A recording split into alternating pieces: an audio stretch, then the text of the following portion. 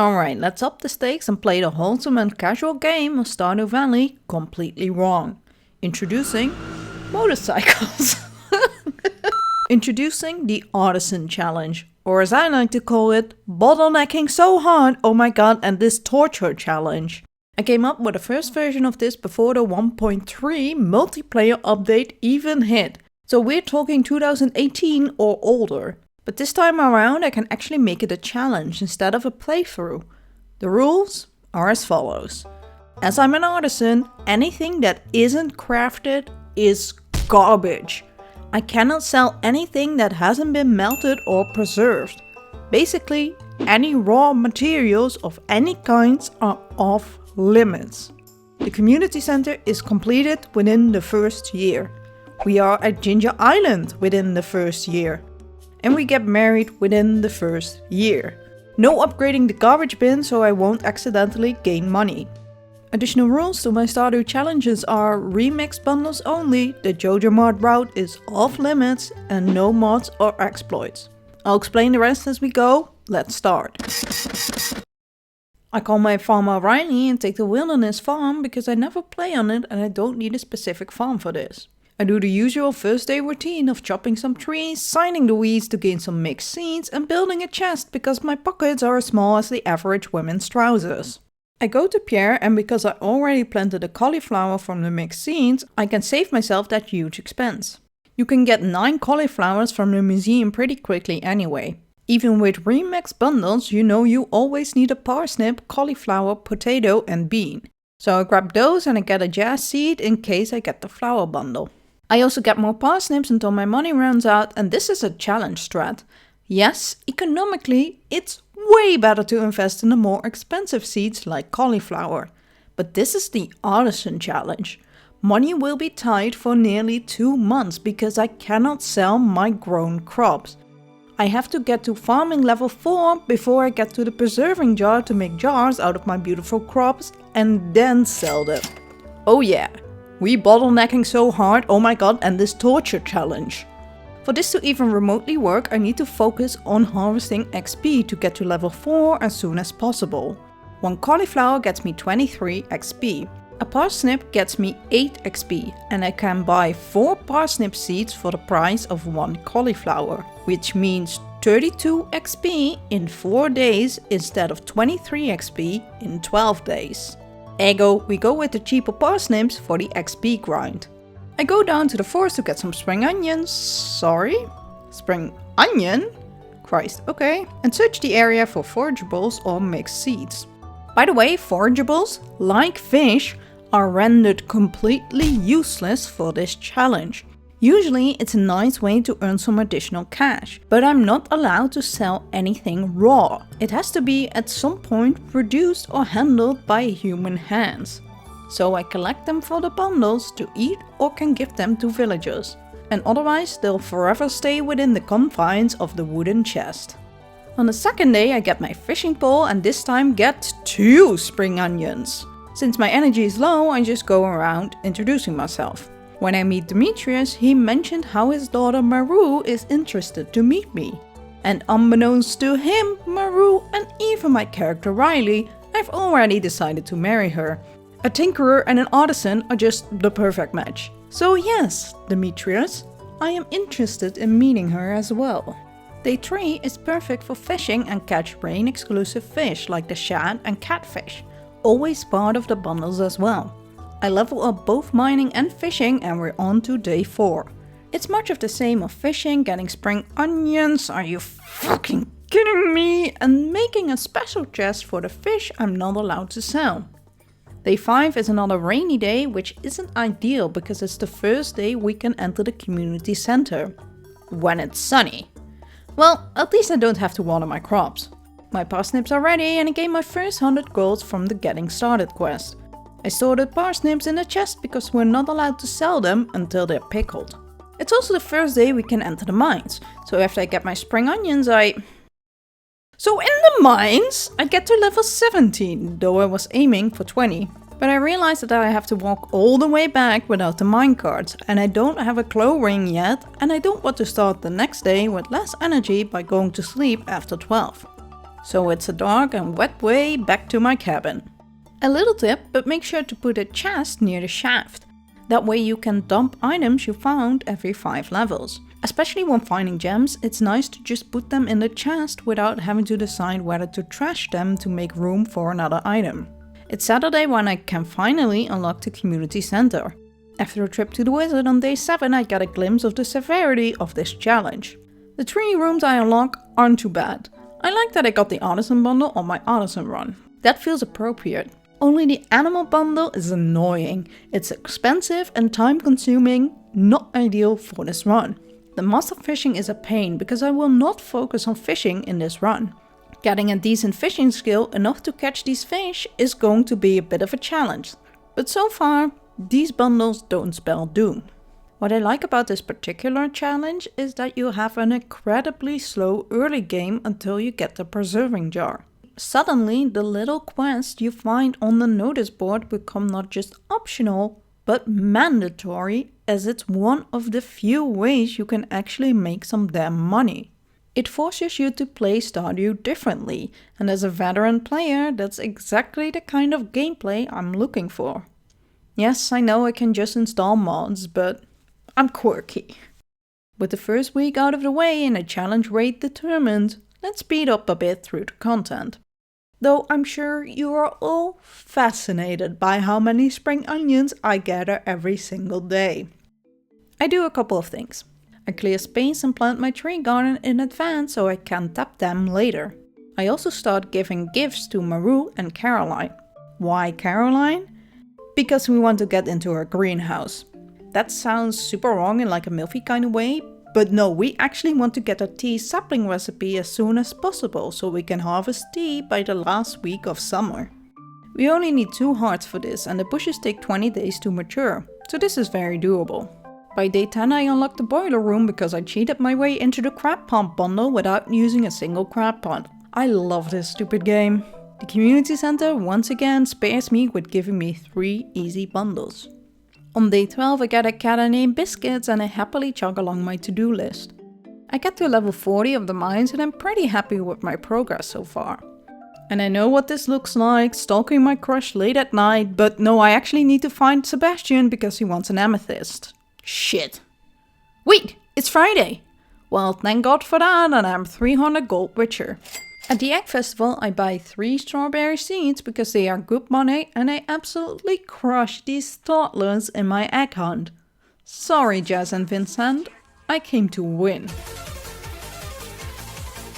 Day 15 salmon berry season starts and ideally your foraging skill is already level 4, so you can get an additional salmon berry per bush. They're much better than spring onion in every sense of the word and great food to bring into the mine. On day 16 I know I leveled the skill up halfway through the day because suddenly I'm getting 2 salmon berries per bush. On day 22 Caroline likes me enough to show me how she gets high and I get the tea sapling recipe the next day. I also finally complete another bundle. If you're wondering why it took me 20 days to grow a bean even though it only should take 10 days, it's because a crow ate it. It ate my bean and I didn't notice it in time, so I had to replant it. Anyway, the bulletin board gets unlocked and there are some real pains on there if you don't get lucky. But I guess the universe screwed me enough with those spring onions because I get Linus, Jody's and the children's bundle. All incredibly easy. For Marnie's bundle I know I need to save some money in summer to plant an apple tree and we should be fine. The only bundle that's any challenge is Emily's bundle. It has the red cabbage, a duck feather and beads. At least you get a starfruit seed from the museum, but damn, this is an annoying bundle. But I'll take it any day over the chef's bundle because getting a truffle before the end of fall with this kind of money would have been a real pain. I get to floor 80 in the mines and get a slow club. Ugh. Well, at least the damage good. The next day I skipped the flower dance because I don't have enough hearts with any of the bachelors anyway and spent my day with lava instead. Oh, and I complete the boiler room.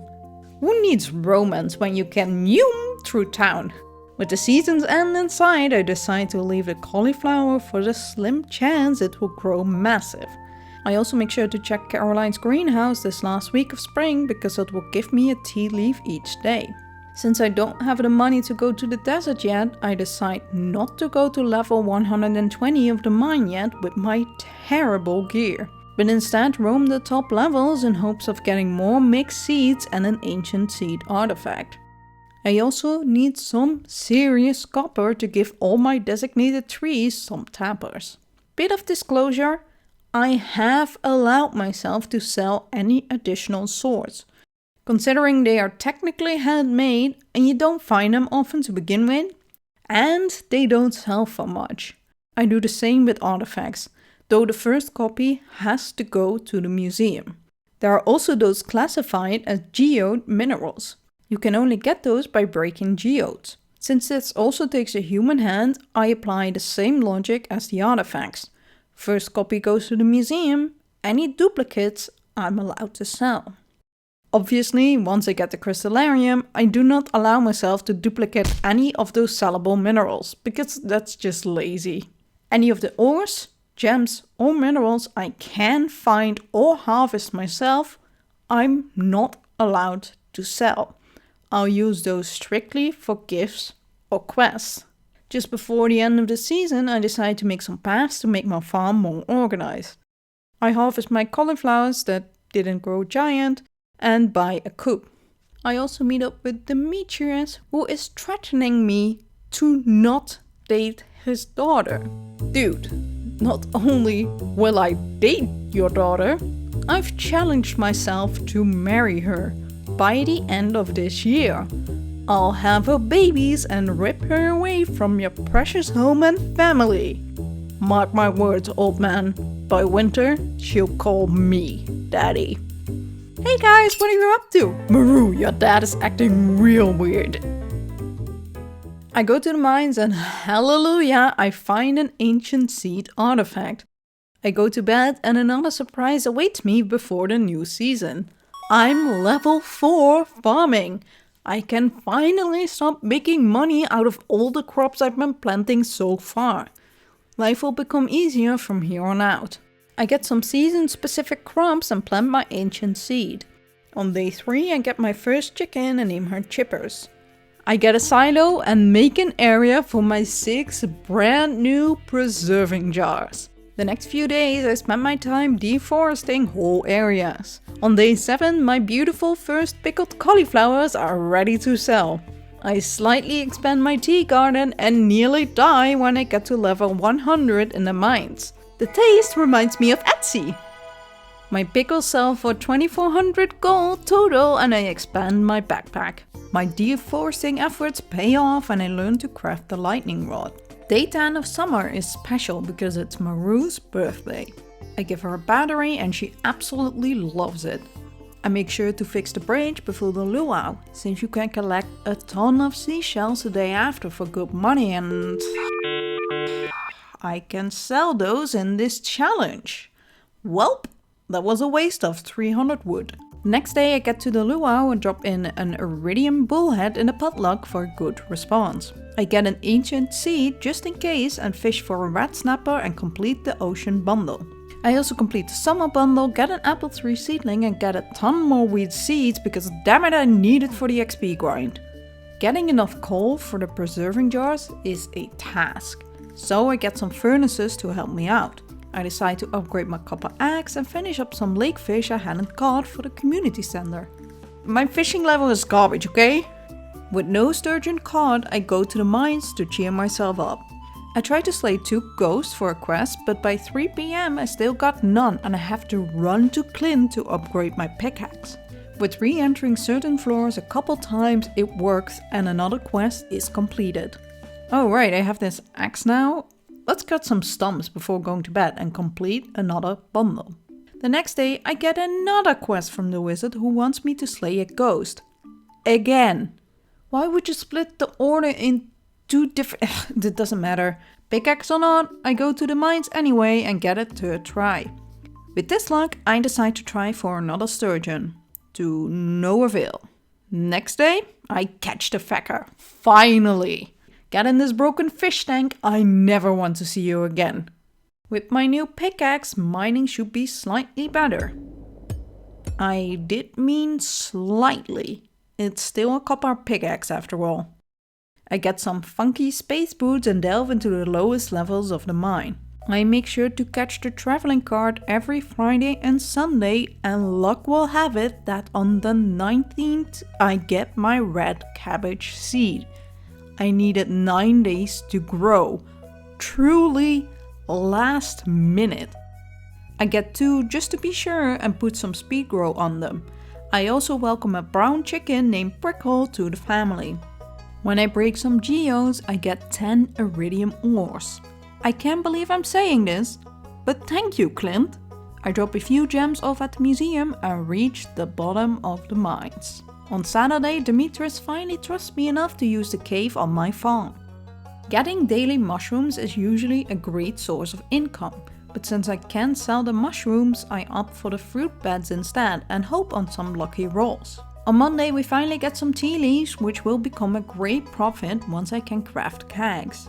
That week, I get a barn, get even more wheat, add some stuff at the community center and double the amount of jars. The 25th, I get to level 6 farming and I can finally craft some decent sprinklers. Robin finishes the barn and I get my first cow named Laryl. I also craft several more lightning rods as it thunders both today and tomorrow, and make sure to save at least 5 for Willie's boat. On Friday, I get my very first ancient fruit, which I instantly give to the Junimos to complete the bundle. It gives me an additional preserving jar, thank God. I craft some fences so my cow and chickens don't run all over my farm, and before I know it, it's the last day of summer. I also make sure to tune the music boxes right in front of Lewis's house for optimal annoyance. When I talk to Maru, I see I already have 8 hearts with her. Since I need to marry her within the first year, I actually need to upgrade my house in autumn. Otherwise, I won't be able to get the mermaid's pendant. After I vibe at the moon jellies, it's time for fall, and I still got a ton to do before finishing this challenge. I buy a lot more seeds and get ready to expand my jar yard. I unlock the community board and accept the wizard's quest to defeat the prismatic slime. The next day I spend a lot of time in the mines to gather some coal from the dust sprites and try and get the slime. But when I get it, well, it knocks me out in 3 hits because I did not pay attention to my health. Because I lose both my sword and salmon berries, I restart the day. I know, okay? I didn't realize that the slime would hit me so badly. If it makes you feel better, it takes me until Saturday to actually get the slime again. This time I'm less of an idiot and get the jelly. I get existential at night and the next day make Maru my girlfriend. I also decide to buy a goat milk from the traveling cart so I can make a goat cheese for the community center. I upgrade my coop and on Sunday it rains so I can finally get those last annoying fish. I am getting a bit worried though that I won't be able to get the mermaid pendant in time. I still need to upgrade the house and I have to get lucky enough to get a rainy day before it's winter. I get a cloth by recycling a newspaper so I won't have to upgrade my barn anymore for any sheep. I complete 2 more bundles and get my first keg. In the morning I buy a duck and name her Prim. I also get Lewis purple shorts. If only there's something I can do with those. I upgrade my house and start hoarding all the blackberries from the bushes since they're in season.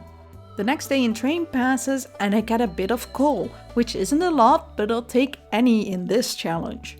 At this point I need to make some headway with some bundles, especially the legendary fish bundle, and I start fishing for the lava eel. Not real fun with a bamboo rod, I'll tell you that much. I break open a bunch of geodes and get some much needed coal. Afterwards, I upgrade my pickaxe and redecorate my home a bit. On the 15th, a chicken hatches and I call her Rechto.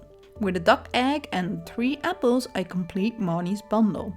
I get my steel pickaxe and finally break those large rocks on my farm. I accept the ectoplasm quest and kill a single ghost and immediately get the ectoplasm for a nice 20.5k and a mini obelisk recipe.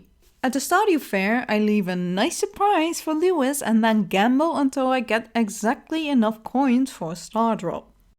The next day, I get a garbage bin hand and turn the purple shorts into Lewis for a nice additional cash prize.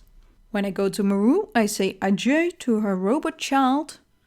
I slightly regret the garbage hand, but it makes it so much funnier that Demetrius says I'm a fine young lady while I'm literally dressed like garbage. Wild trash, I fish for trash and nearly get the lava eel, but it escapes from me and another day passes by. I reach level 8 farming and I can finally build some goddamn kegs. Since it's a stormy day, I can buy the mermaid's pendant and nothing is really stopping me now from finishing all objectives of this run. I buy an iridium rod because I'm so sick of using the bamboo one and propose to Maru. I kiss her multiple times in front of Demetrius, just to rub it in. On the 21st, I finally catch the lava eel and the next day is my wedding day. That's one part of the challenge complete.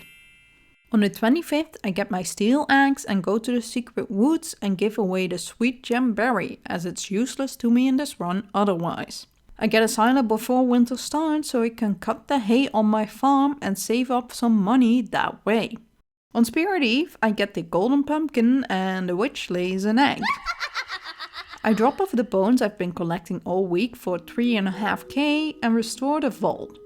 Unfortunately, Robin didn't work on Spirit Eve, so my second silo isn't finished in time and I lose a bunch of hay. On the first day of winter, I complete the crafts room. 2 days after, I go to the desert and try to get a scorpion carp without success. So, I fish up a squid for some extra cash. On Friday, I get a large goat milk and I finish the pantry. Now I only need a bead and a rare fish. With the greenhouse complete, I can get my beans and I make sure to get some super growth. The next day, I finally catch a scorpion carp and complete the fish bundle. I also crack open a bunch of geodes and fill up the museum, which rewards me with the rusty key. But not before I max out my hearts with Maru and she gives me a star drop. On Wednesday 10, I can harvest the 11 beads and drop 10 in Lewis's fridge and use the other one to complete the community center, finishing the second objective of this run. Now all that's left for me to do is getting enough iridium ore to fix Willie's boat. The rest of the day I spend in the Skull Cavern. I get a few shafts and manage to find a prehistoric floor, and I'm lucky enough to get a dinosaur egg. Just before 12 PM I get another shaft and jump to level 28, effectively clearing Mr. Key's questline and earning me a nice 10k gold. I also give the skeleton his last meal and gain the membership card. I got level 9 in farming and can now craft the seed maker. I mean, I already had one, but it's still nice. I start incubating the dinosaur egg and go to town to celebrate the reopening of the community center. I check if I can already go behind Willie's door, but I unfortunately can't until the next day. I buy some furniture, reorganize the farm and get up to 200 hardwood for Willie's boat. By Sunday 14, all I need is 2 more iridium ore. I decide to already fix 2 out of 3 elements for the boat, and since I'm confident I'll complete this challenge with enough time to spare, I decide to finish the wizard's quest first. Was that a requirement for the challenge? No. But I remember a time when this was brand new content in Stardew Valley, and I like to respect some form of linear progression. On day 16, I go to the Skull Cavern and manage to get enough iridium ore for the last bar. Because I'm an idiot and get greedy, I decide to go dive deeper in the mine with my shitty bone sword and even shittier pickaxe and get absolutely slaughtered. When I wake up, I lost my sword and a few other things, but not the iridium ore. Considering that means I have everything I need to complete the challenge, I take my losses and do not reset the day. Good morning, honey. I nearly died last night. I go to Willy to drop off the 5 iridium bars. He then completes the boat overnight together with Robin while I enjoy the mermaid show. On Thursday, 18th of winter, 10 days before the end of the year, I take the boat to Ginger Island and finish the run. And there you have it. I managed to go to Ginger Island within the first year, never selling any raw materials. Eventually, luck was on my side and I even completed some additional benchmarks. But only a few more setbacks and the entire challenge would have failed. Since we're here, let's finish the day on Ginger Island and collect some golden walnuts. I lost my only sword and all my tools are still deeply inefficient. So I decide to already start the Pirate Wife's questline before heading back to Pelican Town for the night. Wait. It's still year 1. Kent isn't even here yet. Who do I give this to?